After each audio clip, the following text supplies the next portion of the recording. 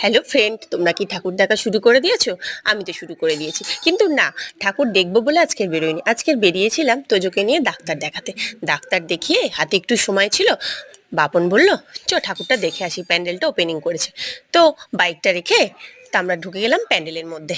গিয়ে দেখলাম বেশ সুন্দরী প্যান্ডেল হয়েছে, ওখানে গান ফাংশন হচ্ছে, ছোট ছোট বাচ্চারা নাচ করছে। আর গিয়ে দেখলাম ভালোই ভিড় হয়েছে।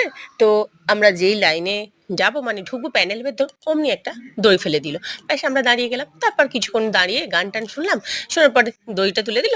এবার আমরা প্যান্ডেলের মধ্যে আস্তে আস্তে প্রবেশ করলাম। গিয়ে দেখলাম প্যান্ডেলের ভেতর খুব সুন্দর ছোট ছোট পুতুল, দেখো তোমাদের দেখাচ্ছি, এত সুন্দর।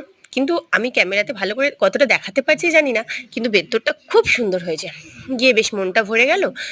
আর ঠাকুরটাও খুব সুন্দর হয়েছে। তো তারপর আমরা সেলফি তুলে বাড়ি চলে আসলাম। তোমাদের যদি ভালো লাগে ভিডিওটা, লাইক